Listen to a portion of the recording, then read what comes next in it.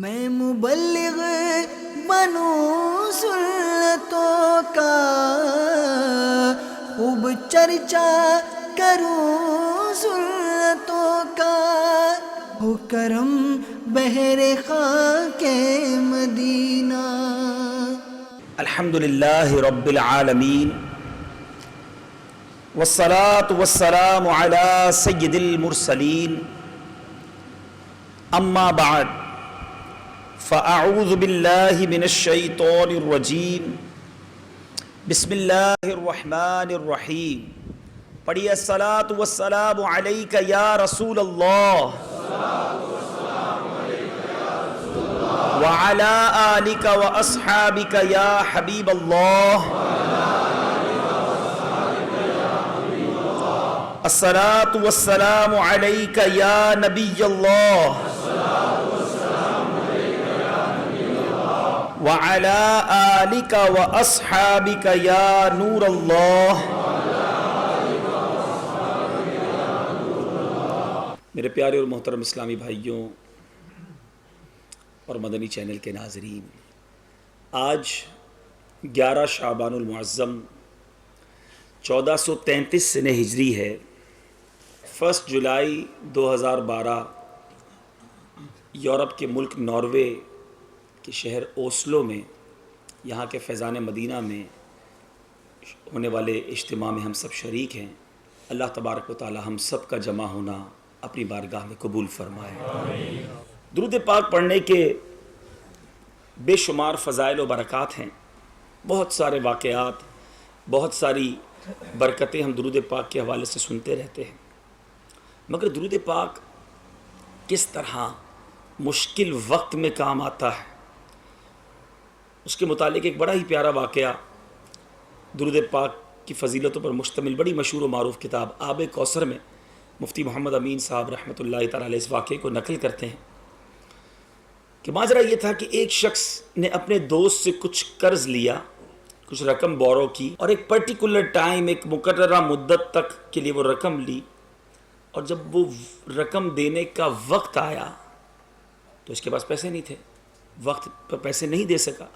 دوست نے تھوڑی بہت مدت دی، وہ مدت بھی گزر گئی، پھر بھی پیسے نہیں دے سکا۔ اب اس نے عدالت میں، کورٹ میں اپنے اس دوست کے بارے میں کیس کر دیا کہ یہ میری رقم نہیں دے رہا اور میں نے اس کو قرض دیا تھا۔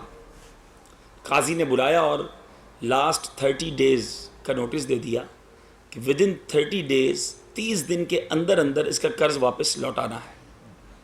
اب یہ شخص عدالت سے باہر آیا، 3000 دینار قرض تھا۔ اس زمانے میں یہ بڑی اماؤنٹ تھی۔ سوچا کہ کاروبار بھی ختم ہو گیا ہے، دیوالیہ ہو گیا ہے، اب یہ 30 دن میں 3000 دینار کہاں سے لوٹاؤں گا؟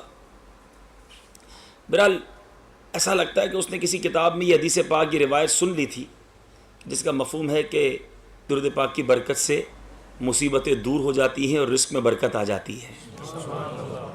تو اس نے کیا کیا، مسجد کا ایک کونا سنبھالا اور صبح سے شام تک درود پاک پڑھنے لگ گیا۔ 27 دن گزر گئے، 27 ڈیز گزر گئے، 28ویں رات آ گئی، 3 دن باقی ہیں، درود پاک پڑھے جا رہا ہے، کثرت سے درود پاک پڑھ رہا ہے، اور کوئی کام نہیں۔ خواب میں اس نے سنا کہ کوئی کہنے والا کہہ رہا ہے کہ مبارک ہو، تمہاری پریشانیاں دور ہو جائیں گی، تم علی بن عیسیٰ وزیر کے پاس جاؤ اور اس سے کہو کہ تمہارا قرض ادا کر دے۔ یہ صبح اٹھا بڑا خوش کہ چلو یار مسئلہ حل ہو گیا۔ پھر اس نے سوچا کہ کسی نے مجھے خواب میں آواز دی ہے، صرف اسی بحاف پر، اسی وجہ سے میں وزیر کے پاس پہنچ جاؤں کہ جناب مجھے خواب میں کسی نے کہا ہے کہ آپ مجھے پیسے دے دیں، تو وہ کیسے میری بات مانے گا؟ سوچو بچار میں دن گزر گیا، جاؤں نہ جاؤں، جاؤں گا تو دلیل کیا ہے؟ اسی سوچو بچار میں یہ دن بھی گزر گیا، 29 رات، 29ویں رات آ گئی۔ مدینہ کے تاجدار رحمت عالمیان صلی اللہ تعالی علیہ وسلم خواب میں تشریف لائے، فرمایا اس کا مفہوم ہے گھبراؤ مت، علی بن عیسیٰ وزیر کے پاس جاؤ اور جا کر کہنا وہ تمہارا قرض ادا کر دے گا۔ اب اٹھا تو طبیعت اور ہری بھری، مدینے والے آقا کا دیدار ہو گیا، اب تو معاملہ حل ہو گیا نا۔ پھر خیال آیا کہ میں اگر علی بن عیسیٰ وزیر کے پاس جاؤں گا اور کہوں گا کہ آقا کی زیارت ہوئی ہے، میرے آقا نے کہا ہے میرا قرض ادا کر دو، تو ہو سکتا ہے وہ کوئی پروف مانگے. میں کیسے مان لوں تمہیں نبی کی زیارت ہوئی ہے؟ وداؤٹ پروف میری بات وہ کیسے مانے گا؟ میرا دعویٰ تو ٹھیک ہے مگر آئی ہیو نو پروف، میرے پاس کوئی ثبوت نہیں ہے. اب اسی سوچ و بچار میں 29واں دن بھی گزر گیا، درود پڑھتا رہا، کثرت جاری تھی. اب 30ویں رات آ گئی، 30th night, the last night before justification, آخری رات عدالت لگنے سے پہلے. اب سویا، میرے آقا پھر خواب میں تشریف لے آئے. اب آقا سے عرض کیا یا رسول اللہ آپ نے بشارت تو دی ہے لیکن میرے پاس کوئی دلیل ہی نہیں ہے. میرے آقا خوش ہوئے، فرمایا اچھا ایسا کرو علی بن عیسیٰ کے پاس جاؤ، اس کو کہنا کہ میرے آقا نے کہا ہے قرض ادا کر دو، اور تمہاری نشانی یہ ہے کہ تم روزانہ فجر کی نماز کے بعد 5000 مرتبہ درود پاک پڑھتے ہو، اس سے پہلے کسی سے بات نہیں کرتے. اب اس کی آنکھ کھلی، اب فلی سیٹسفائیڈ، زیارت بھی ہو گئی ہے، پروف بھی ہاتھ میں، اب مسئلہ حل ہو گیا. بھائی یہ پہنچ گیا علی بن عیسیٰ وزیر کے پاس. اب وزیر اپنا اس کا ایک انداز تھا، اس کا ایک تخت تھا، لوگ بیٹھے تھے، ایک دربار لگا ہوا تھا. یہ دیوانہ رسول پہنچا اور جا کر کہا کہ میں اپنے آقا کا پیغام لایا ہوں، مجھے خواب میں نبی پاک صلی اللہ علیہ وسلم کی زیارت ہوئی ہے، میرا قرض آپ ادا کر دیجئے. کہتا ٹھیک ہے آپ آئے ہیں لیکن کوئی نشانی ہے آپ کے پاس؟ کہا ایک نشانی ہے. وہ نشانی یہ ہے کہ آپ روزانہ فجر کے بعد 5000 مرتبہ درود پاک پڑھتے ہیں، اور وہ درود پاک پڑھنے سے پہلے کسی سے بات نہیں کرتے. یہ بات آپ جانتے ہیں، آپ کا رب جانتا ہے، اور کرامن کاتبین فرشتے جانتے ہیں. علی بن عیسیٰ عاشق رسول یہ سنا تو وہ تو تخت سے اچھل کر نیچے آ گیا، مرحبا یا رسول اللہ کی صدا بلند کی، اس کو بڑی عزت سے بٹھایا اور گھر کے اندر گیا. اور واپس آ کر علی بن عیسیٰ 3000 دینار نہیں 9000 دینار لے کر آتا ہے. کہتا 3000 تو میرے آقا نے حکم فرمایا، یہ اس کی آپ کی بارگاہ میں پیش کرتا ہوں.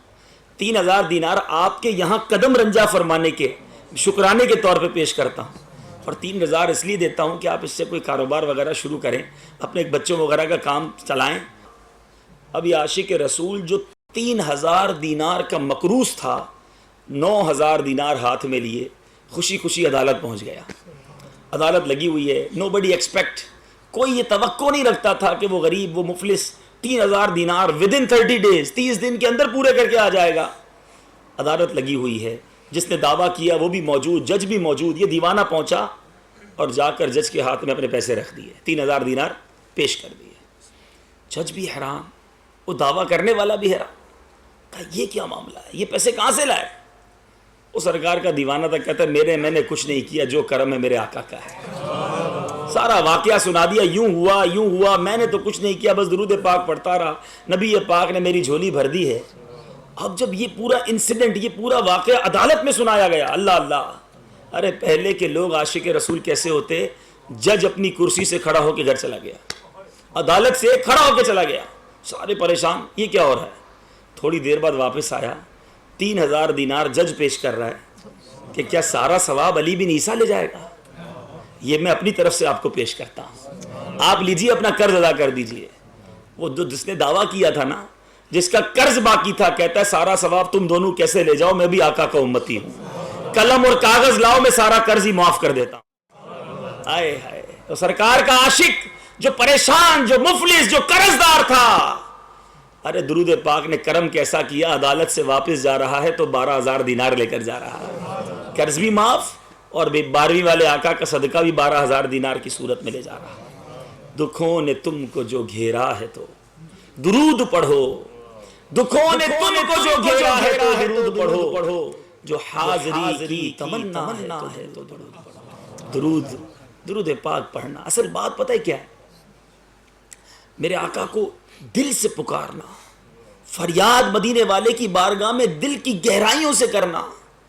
ارے آقا وہ ہیں، مجھے وہ واقعہ یاد آ رہا ہے، اللہ تعالیٰ آپ سب کو مدینے کی حاضری عطا فرمائے. میرے آقا جب مدینے شریف میں خطبہ دیا کرتے نا، تو ایک لکڑی کے تنے سے ٹیک لگاتے، اور اس لکڑی کے تنے، سوکھے سے لکڑی کے تنے سے ٹیک لگا کر بیان کرتے تھے. پھر ایک صحابیہ نے ممبر بنایا اور ممبر پیش کر دیا. نبی پاک جب پہلا خطبہ اس ممبر پر کھڑے ہو کے دینے لگے تو روایتوں میں یہ الفاظ موجود ہیں کہ مسجد نبوی میں بچے کے رونے کی آواز آنے لگ گئی.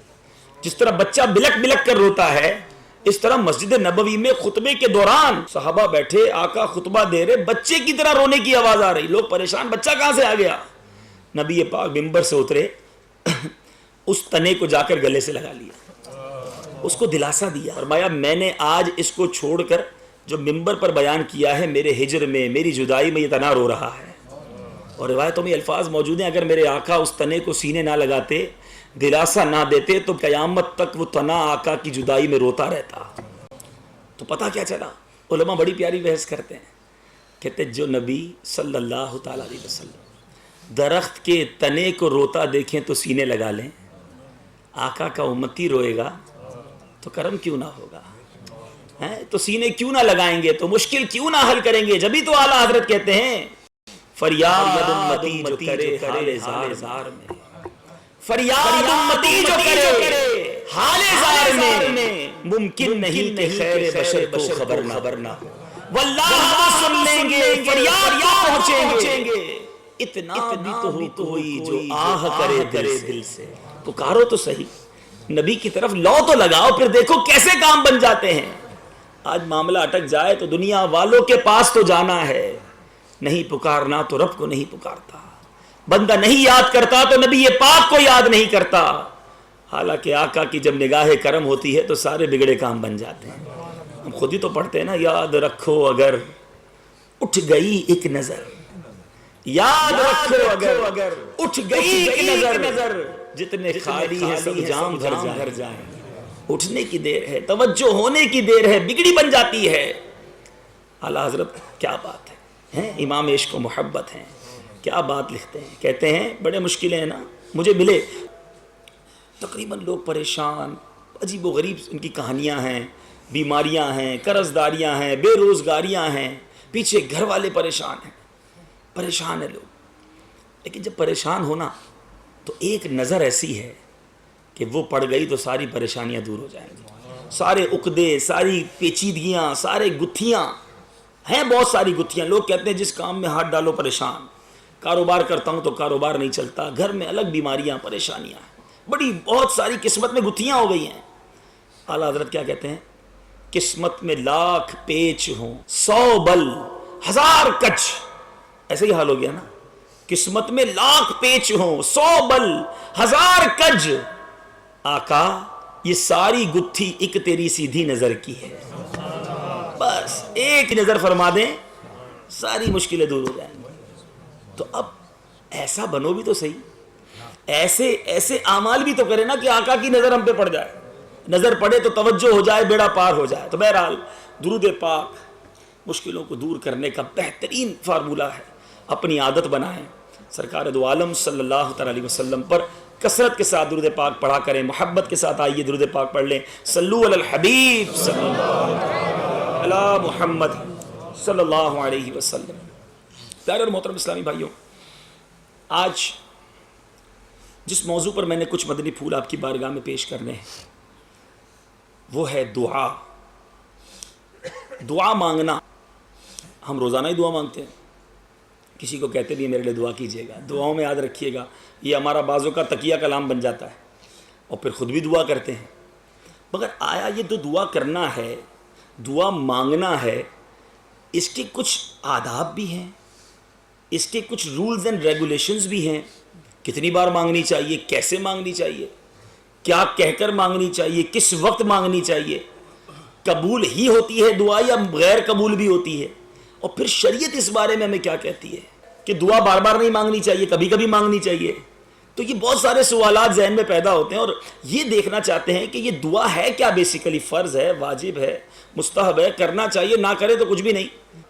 اب دعا تو کرنی ہے, تو اب اگر یہ آداب, یہ باتیں ہمیں پتہ چل جائیں گی جو میں عرض کرنے جا رہا ہوں, تو امید ہے کہ جو اس کے سنتیں ہیں, جو اس کے آداب ہیں, اس کو ملحوظ رکھ کے, اس کے رولز اینڈ ریگولیشن ہم حاضر رکھ کے جب دعا کریں گے تو انشاءاللہ مزید برکتیں حاصل ہوں گی. آئیے پہلے قرآن مجید کی چند آیتیں سنتے ہیں کہ اللہ تبارک و تعالی قرآن مجید فرقان حمید میں دعا کے بارے میں ہماری کیا رہنمائی فرماتا ہے. قرآن مجید میں پارہ نمبر 2 سورہ بقرہ آیت نمبر 186 میں ارشاد ہوتا ہے, اجیب دعوت الداعی اذا دعانی، میں دعا مانگنے والے کی دعا قبول کرتا ہوں جب وہ مجھے پکارے. جب مجھے پکارتا ہے میں دعا قبول کر دیتا ہوں. ایک اور جگہ ارشاد فرماتا ہے ادعونی استجب لکم، مجھ سے دعا مانگو میں قبول فرماؤں گا. انکریج کیا جا رہا ہے، ہمیں کہا جا رہا ہے دعا مانگو، اور مانگو گے تو قبول کر لوں گا. کعبے کے بدر الدجا، طیبہ کے شمس الضحا، دافع جملہ بلا، شافع یوم جزا.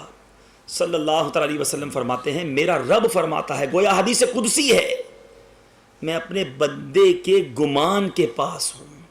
تو سوچتا ہے نا دل میں گمان ہے، اس کے پاس ہوں، یعنی وہ جیسا مجھ سے گمان رکھتا ہے میں اس سے ویسا ہی کرتا ہوں. فرمایا اور میں اس کے ساتھ ہوں جب مجھ سے دعا کرے. اللہ اللہ، جیسا بندہ گمان رکھتا ہے. کچھ لوگ ہوتے ہیں کہتے ہیں نہیں یار میرا کام نہیں بنے گا، میرا کام بہت مشکل ہے، مجھے امید نہیں ہے کچھ. جس کو امید نہیں ہوتی اس کا کام بنتا بھی نہیں. اور جو اپنے رب سے اچھا گمان رکھتا ہے، اپنے رب کے بارے میں ہمیشہ اچھا سوچتا ہے کہ میرا رب میرا بھلا کرے گا، میرا رب جو کرتا ہے اچھا کرتا ہے، بس کریم میرا بھلا کرے گا، اس کا بھلا ہو جاتا ہے. مجھے وہ ایک واقعہ یاد آ رہا ہے. ایک شخص بڑا گناہ گار، بڑا خطا کار، زندگی بھر اللہ کی نافرمانی کی، آخری وقت آ گیا.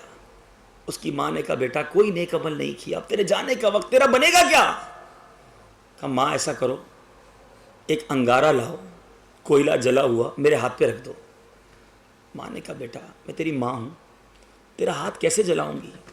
کہا ماں تو میری ماں ہو کر میرا ہاتھ نہیں جلاتی، میرا رب تو تجھ سے زیادہ چاہنے والا ہے، مجھے اپنے رب سے امید ہے مجھے عذاب نہیں دے گا.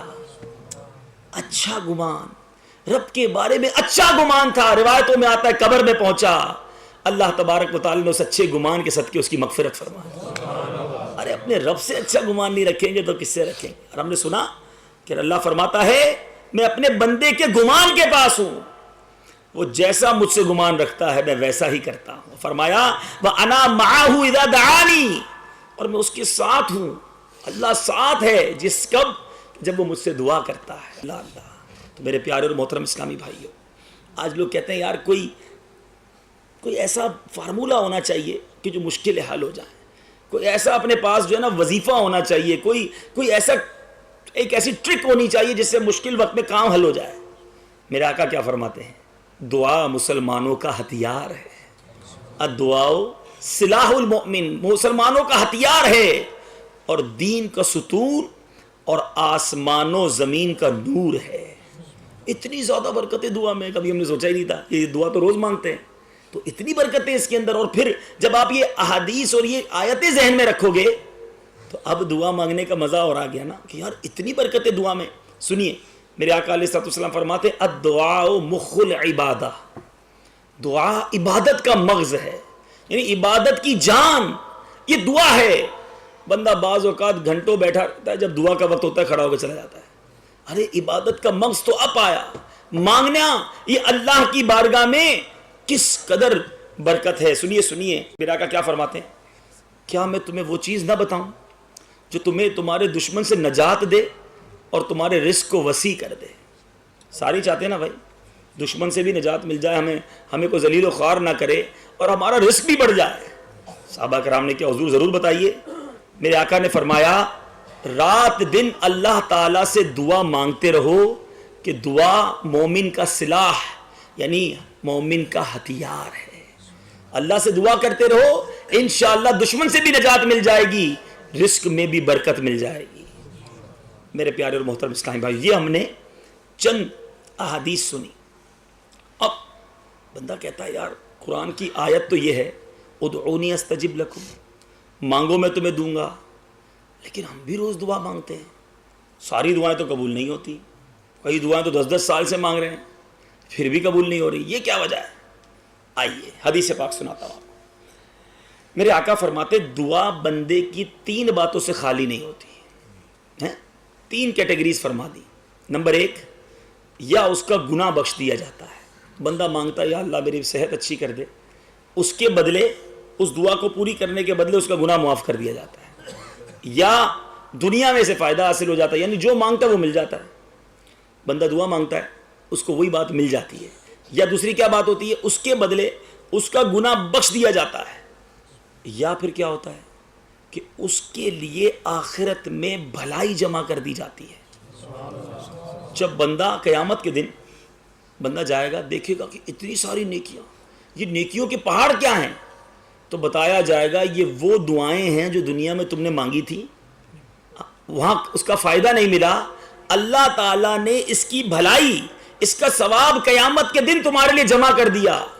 تو بندہ قیامت کے دن تمنا کرے گا کاش دنیا میں میری کوئی دعا قبول ہی نہ ہوتی, اتنا ثواب مجھے آخرت میں ملا. تو پتا چلا there is no loss, کوئی مطلب نقصان ہی نہیں, دعا مانگے چلے جاؤ یا دنیا میں مل جائے گا. ایک اور روایت میں اس طرح کے الفاظ ہیں کہ یا تو جو مانگے گا وہ مل جائے گا, یا کوئی بلا آ رہی ہوگی وہ ٹل جائے گی, یا آخرت میں اس کے لیے بھلائی جمع کر دی جائے گی.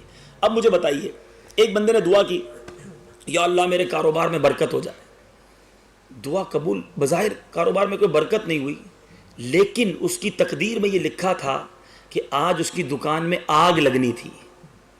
ٹھیک ہے جناب, اس نے دعا کی یا اللہ کاروبار میں برکت ہو جائے, یہ دعا آگے بڑھی اور اس کی بلا کو دور کر دیا, وہ آگ لگنے سے یہ بچ گیا. بندہ دعا کرتا یا اللہ میری بیماری دور کر دے, صحت میں کوئی خاص اثر نہیں پڑا, لیکن باہر نکل کر اس کا گاڑی کا ایکسیڈنٹ ہونا تھا, اس دعا کی برکت سے وہ ایکسیڈنٹ رک گیا, وہ بلا ٹل گئی. اب بتاؤ وہ ایکسیڈنٹ نہ ہونا اللہ کی زیادہ بڑی رحمت تھی نا. تو میں اور آپ نہیں جانتے میرے لیے کیا بہتر ہے, میرا رب بہتر جانتا ہے, وہ عالم الغیب ہے, وہ جانتا ہے میرے لیے کیا بہتر ہے. جو مانگ رہا ہوں وہ بہتر ہے, یا جو آنے والا ہے وہ ہٹ جائے زیادہ بہتر ہے. بزرگ کہتے ہیں نا کہ اللہ تعالیٰ نے بلا ٹال دی, یہ بہت اچھا ہوا, جان پہ نہیں آئی مال پہ چلی گئی. اچھا بعض اوقات نقصان ہو جاتا ہے, بندہ بولتا ہے یار دعا بھی مانگی نقصان ہو گیا, ارے جان جانے والی تھی, مال پہ اتر گئی, اللہ نے کرم کیا, بہتر صورت آ گئی. اور پھر جیسا کہ ہم نے سنا کہ قیامت کے دن جب نیکیاں بندہ دیکھے گا تو کہے گا کاش میری دنیا میں کوئی دعا ہی قبول نہ ہوتی, اتنی نیکیاں ملتی ہیں. تو کبھی بھی دعا مانگنے میں ڈسہارٹ نہیں ہونا چاہیے, یہ نہیں سوچنا چاہیے کہ یار دعا تو قبول ہوتی نہیں. ایک تو یہ حدیث پاک ذہن میں ہونی چاہیے. اسی طرح میرے پیارے اور محترم اسلامی بھائیوں, اب آئیے چند آداب. دعا تو مانگتے ہیں مگر کیا ادب بھی ہے, اس کے رولز, اس کے کچھ طریقہ ہمیں پتہ ہے. پہلا ادب خشوع قلب کے ساتھ اللہ کی بارگاہ میں حاضر ہو کر دعا مانگے. ہمارا کیا حال ہوتا ہے ذرا سچ بتائیے گا, دعا کرتے وقت دھیان کدھر ہوتا ہے, آمین آمین آمین تو کہہ رہے ہوتے ہیں, امام صاحب کیا مانگ رہے ہیں نہ ہمیں یہ پتہ ہے, بات کیا ہو رہی ہے یہ بھی ہمیں نہیں پتا, ادھر دیکھ رہے ہیں ادھر دیکھ رہے ہیں اوپر دیکھ رہے ہیں اور آمین بھی ہو رہی ہے. ارے بات رب سے ہو رہی ہے, مانگ خدائے احکم الحاکمین سے رہے ہو اور دل کہیں اور ہے. یاد رکھیے, خبردار, بے شک حدیث پاک کے الفاظ ہیں, بے شک اللہ تعالیٰ دعا قبول نہیں فرماتا کسی غافل کھیلنے والے دل کی. اچھا دنیا میں کسی افسر کے پاس جانا ہو, کسی بہت بڑے آدمی کے پاس جانا ہو, اپنا مسئلہ ہو, فائل لے کے جائیں, کیا کرتے ہیں, اور بڑے ادب کے ساتھ اس کا پہلے موڈ دیکھیں گے نا صاحب. بلکہ ہمارے یہاں تو پتہ نہیں آپ کے یہاں تو نہیں ہوتا ہوگا, ہمارے وطن میں تو بار پہلے چپراسی سے پوچھتے ہو صاحب کا موڈ تو ٹھیک ہے, اچھا موڈ خراب ہے کل آؤں گا, بھائی ابھی بات کروں گا تو کام ہی نہیں بننا ہے, اس کا موڈ بھی دیکھ کر جانا ہے. پھر اندر جا کر بڑے ادب سے دھیمی آواز میں فائل رکھیں گے, ہاتھ باندھ کے بیٹھیں گے, توجہ رکھیں گے, حضور میرا مسئلہ کئی دنوں سے آ رہا ہوں, آپ کی مہربانی حل کر دیجئے.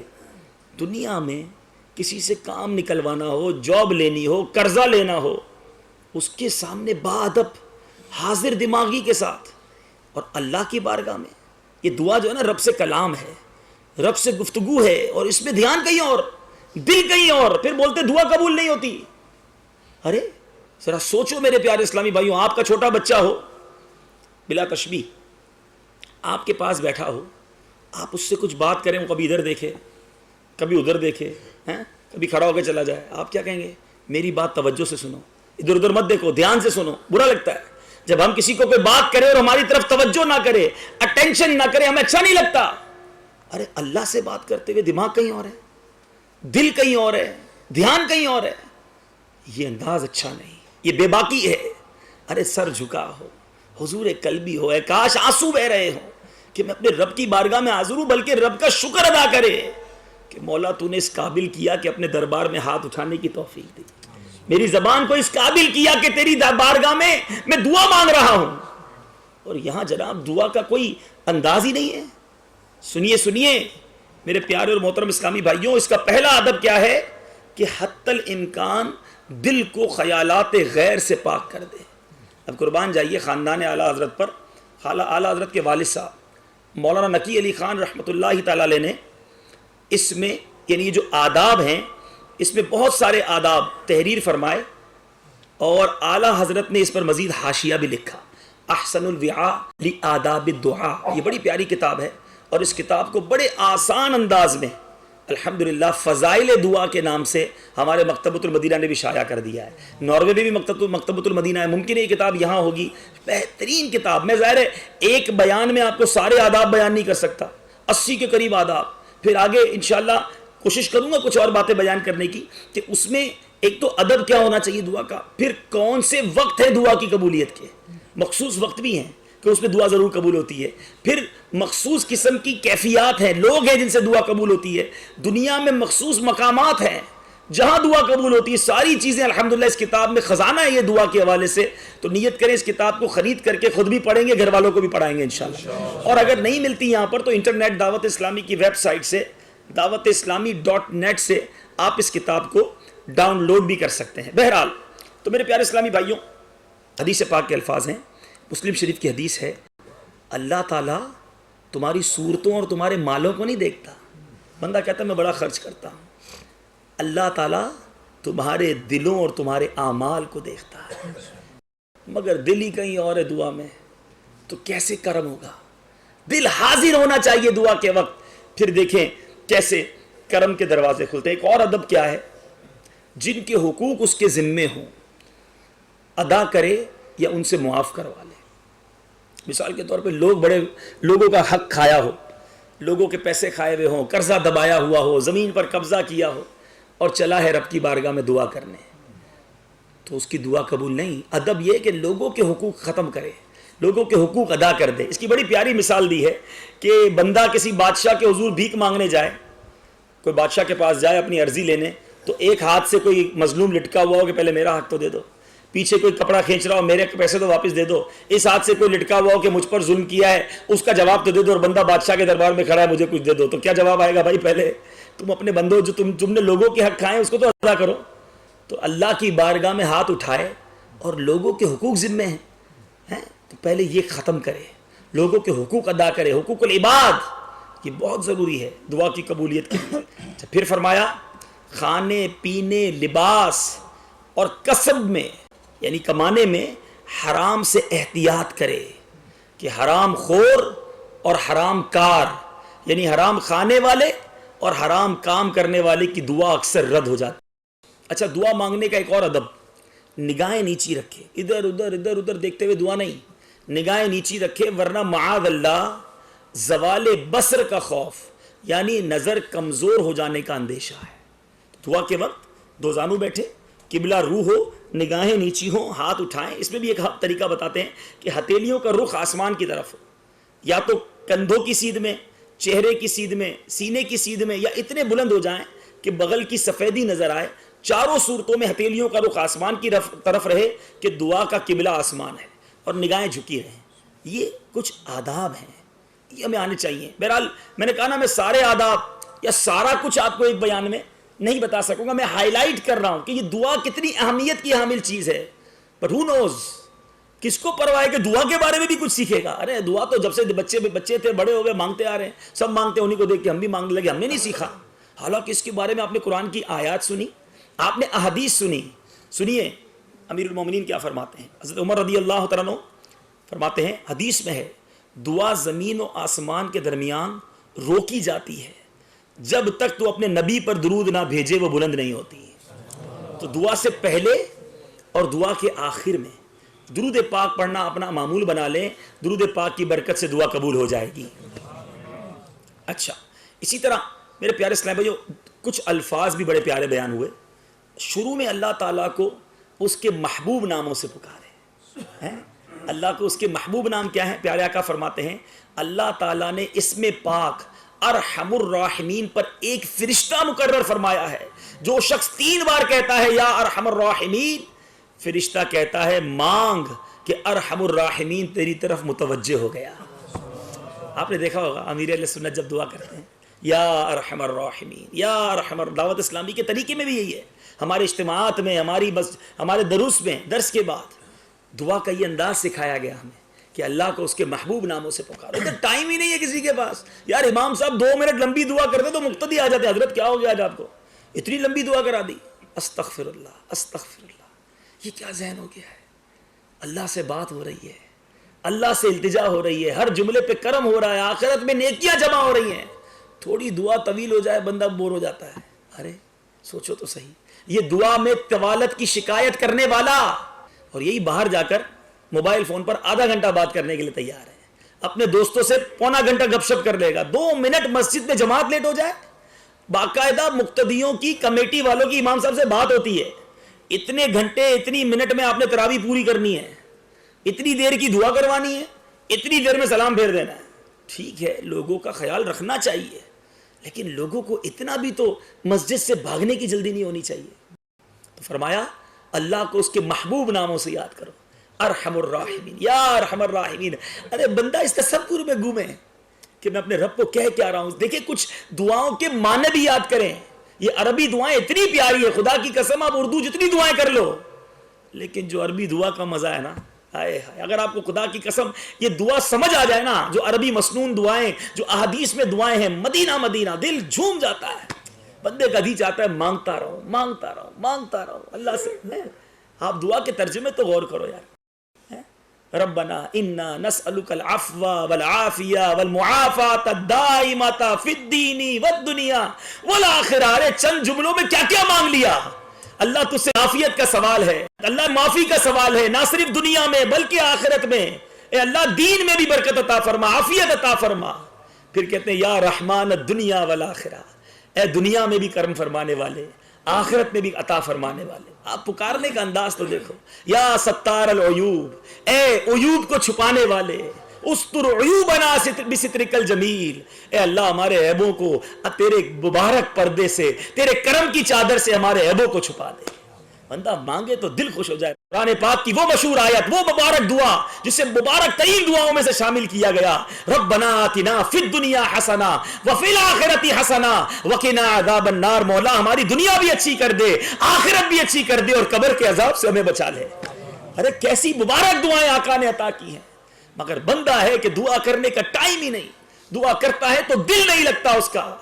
ارے دعا میں تو وہ لطف آنا چاہیے، میں مانگتا رہوں، التجا کرتا رہوں، میرا رب کرم کے دروازے عطا فرماتا رہے، کرم کے دروازے کھولتا رہے.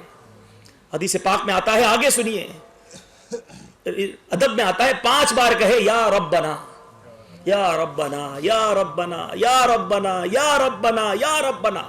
کتنی دیر لگی؟ چند سیکنڈ نا. فرماتے دعا کی قبولیت میں یہ بہت اثر رکھتا ہے، کیونکہ قرآن مجید میں اس لفظ مبارک کو 5 بار ذکر کر کے ارشاد فرمایا فاستجاب لهم ربهم، تو ان کی دعا قبول کی ان کے رب نے.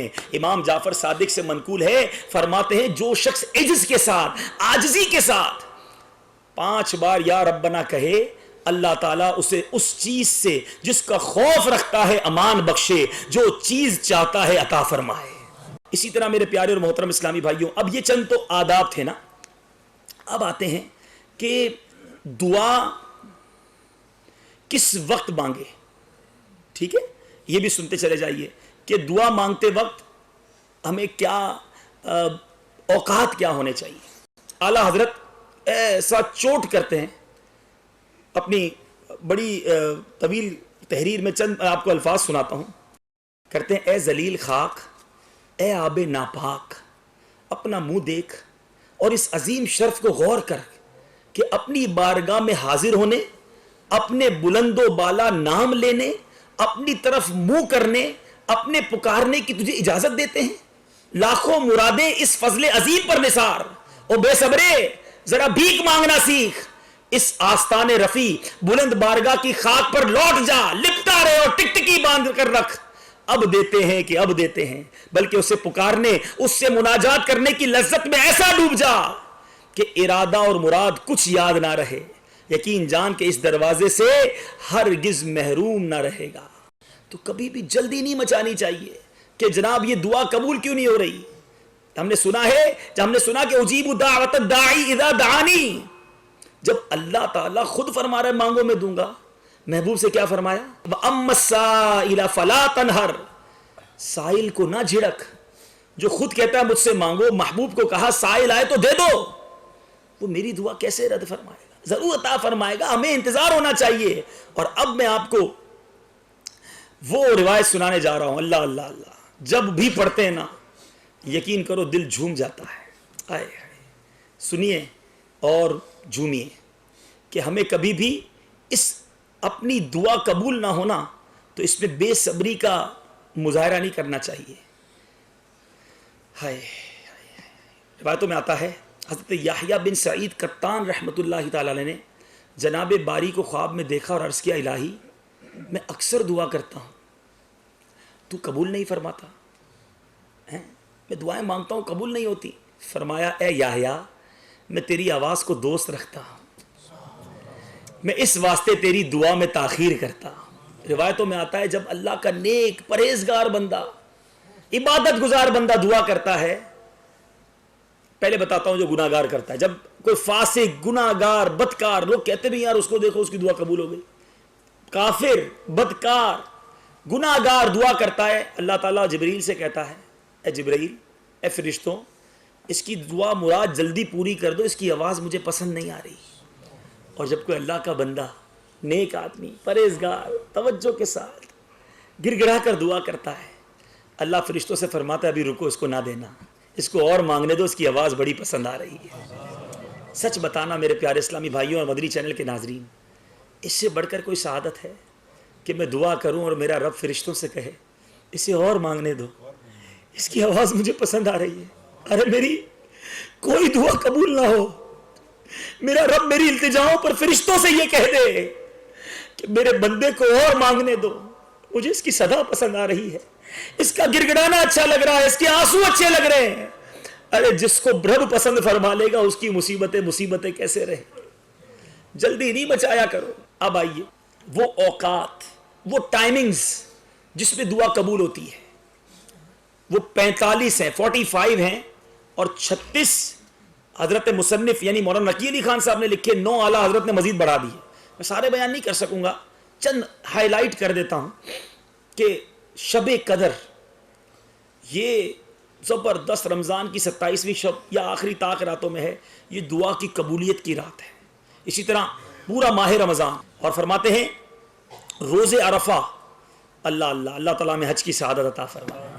عرفہ والے دن 9 ذی الحجہ کو جو حاجی عرفات کے میدان میں ہوتے ہیں تو انشاءاللہ، اچھا فرمائے یہ عام ہے حاجی اور غیر حاجی کے لیے، یعنی غیر حاجی اپنے وطن میں بھی 9 ذی الحجہ کو دعا کرے وہ قبولیت کا دن ہے۔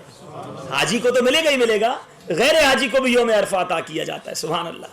پھر شب جمعہ، سبحان اللہ، جمعرات کی رات، ٹھیک ہے۔ دعوت اسلامی کا اجتماع کب ہوتا ہے یہاں پر؟ ہاں تو اب سوچ لو، ہر جمعرات کی رات دعا کی قبولیت کی رات ہے۔ اے مدنی چینل کے ناظرین، دنیا بھر میں دعوت اسلامی کا اجتماع الحمدللہ کم و بیش شب جمعہ ہی ہوتا ہے، جمعرات کی رات ہوتا ہے، پھر اس میں اجتماعی دعا بھی ہوتی ہے نا، رو رو کر دعا بھی مانگی جاتی ہے، قبولیت کی رات ہے۔ تو پابندی کے ساتھ اجتماع میں آیا کریں تاکہ قبولیت کی رات دعا بھی قبول ہو جائے گی۔ ہمیں کیا پتا کیسے مانگنا ہے، نہ جانے کس کی آمین کے صدقے ہمارا بیڑا پار ہو جائے۔ تو نیت کر لو ہر جمعرات اجتماع میں شرکت کریں گے۔ اچھا فرمایا روز جمعہ، جمعے کے دن بھی قبولیت کیا وقت ہے؟ ٹھیک آدھی رات کے اس وقت خاص تجلی ہوتی ہے، یعنی سحر کا وقت اور آدھی رات کا وقت، یہ بھی قبولیت کا وقت ہے۔ اذان کے وقت، مسجد کو جاتے وقت، اسی طرح وقت تکبیر، جب تکبیر کہی جاتی ہے، درمیان اذان و اقامت، اذان ہو جائے اقامت ہونا باقی ہے، اس کے درمیان، یہ بھی قبولیت کا وقت ہے۔ جب امام ولضالین کہے، ہم کیا کہتے ہیں؟ آمین، یہ بھی دعا کی قبولیت کا وقت ہے۔ اچھا پھر پنجگانہ فرضوں کے بعد، جیسے فرض ختم ہو پھر دعا ہوتی ہے، جلدی ہوتی ہے کچھ لوگوں کو، سلام پھیرا امام صاحب نے آدھے بار، ارے نہیں کرو بھائی، یہ قبولیت کا وقت ہے، دعا مانگ کے جاؤ، تو یہ بھی دعا کی قبولیت کا وقت ہے۔ سجدے میں آئے ہائے یہ بھی دعا کی قبولیت کا وقت ہے. میرے آقا فرماتے بندہ اس سے زیادہ کبھی اپنے رب سے قریب نہیں ہوتا تو سجدے میں دعا زیادہ مانگو. سجدے میں رب کے سب سے زیادہ قریب ہوتا ہے. تلاوت قرآن پاک کے بعد بھی دعا کریں, یہ بھی دعا کا قبولیت کا وقت ہے. آب زمزم پی کر دعا مانگیں. اللہ تعالی ہمیں زمزم پر جانے کی توفیق عطا فرمائے. مکے میں بھی انشاءاللہ پی سکتے ہیں, اپنے وطن میں بھی آ جائیں تو بھی زمزم پی کر دعا مانگیں, یہ قبولیت کا وقت ہے. میرے آقا فرماتے ہیں جس نیت سے پیا جائے وہ حاصل ہو. یہ زمزم اس لیے ہے جس لیے اس کو پیے کوئی, اسی زمزم میں جنت ہے, اسی زمزم میں کوثر ہے. اللہ تعالی ہمیں زمزم کی برکت عطا فرمائے. روزہ افطار کر کے یہ بھی دعا کی قبولیت کا وقت ہے. پھر سورج ڈھلتے وقت یہ بھی دعا کی قبولیت کا وقت ہے. اچھا اب چند باتیں, مقام, پرٹیکولر پلیسز جہاں دعا قبول ہوتی ہے. مبارک حدیث پاک سے یہ روایتوں سے یہ کتابوں سے جو مقام ملتے ہیں بہت سارے ہیں, یہ 44 ہیں. تو فرماتے ہیں کہ 23 جو ہیں حضرت مولانا نقی علی خان صاحب نے لکھے اور 21 اعلیٰ حضرت نے اضافہ کر دیا, تو یہ ٹوٹل ہو گئے 44. چند باتیں میں بتا دیتا ہوں اس میں. مطاف, سبحان اللہ, جہاں پر طواف ہوتا ہے نا وہ مطاف دعا کی قبولیت کی جگہ ہے. اور مستجاب, سبحان اللہ, یہ وہ دیوار ہے جس کے دائیں طرف حجر اسود ہے, بائیں طرف رکن یمانی ہے, اور چہرہ کریں تو مدینے کی طرف چہرہ ہو جاتا ہے. گویا کعبے کی طرف بھی چہرہ ہے, کعبے کی طرف بھی چہرہ ہے. روایتوں میں آتا ہے یہ جو مقام ہے جس کو ہم کہتے ہیں مستجاب, اعلیٰ حضرت فرماتے ہیں مستجاب ہے. 70,000 فرشتے دعاؤں کی آمین کے لیے ہر وقت وہاں پر موجود ہوتے ہیں. بندہ دعا کرے 70,000 فرشتے آمین کہیں گے. ملتزم, سبحان اللہ, یہ تو ایسی جگہ ہے, آئے ہائے, اللہ ملتزم کی حاضری عطا فرمائے. بظاہر چھوٹی سی جگہ ہے, یہ کعبے کی شرقی دیوار, یعنی جو کعبے کا دروازہ ہے نا وہاں سے لے کر حجر اسود ہے, اس کے درمیان کی جگہ. یہاں مشکل سے 2 یا 3 آدمی کھڑے رہ سکتے ہیں. حتیم جو کعبے کے گرد ایک آپ نے دیکھا ہوگا یو شیپ میں, اللہ تعالیٰ وہاں بھی حاضری عطا فرمائے. یاد رکھیں حتیم وہ جگہ ہے جس کے اندر جانے والا ایسا ہی ہے جو کعبے کے اندر گیا, کیوں کعبے کا حصہ ہے, وہ باہر سے بنا دیا گیا. اس کے اندر دعا, حجر اسود کی جگہ پر کھڑے ہو کر دعا. میزاب رحمت ہے, پرنالا کعبے کا جہاں سے بارش کا پانی گرتا ہے نا, سبحان اللہ, تو اس جگہ پر کھڑے ہو کر بھی دعا مانگیں. نظر گاہے کعبہ, یعنی جب جب کعبے پر نظر پڑے بندہ دعا مانگے دعا قبول ہوتی ہے. اچھا اب یہ تو کعبے کی بات ہو گئی. مسجد نبوی شریف میں دعا قبول ہوتی ہے. اسی طرح میرے پیارے اور محترم اسلامی بھائیوں, اولیاء کرام کی مجالس, علماء کی مجالس میں دعا قبول ہوتی ہے. آگے فرمایا منبر اطہر کے پاس, مسجد اقدس کے ستونوں کے نزدیک, مسجد قباء شریف میں, مسجد فتح میں, وہاں دعائیں قبول ہوتی ہیں. اسی طرح میرے پیارے اسلامی بھائیوں مسلمانوں کے درمیان اجتماع مسلمانوں میں دعائیں قبول ہوتی ہیں. تو اللہ تعالی ہم سب کو صحیح معنوں میں شریعت کے تقاضوں کے مطابق دعا مانگنے کی توفیق عطا فرمائے. آمین بجاہ النبی الامین صلی اللہ تعالی علیہ وسلم. میں مبلغ بنوں سنتوں کا, خوب چرچا کروں سنتوں کا, ہو کرم بہر خاک مدینہ.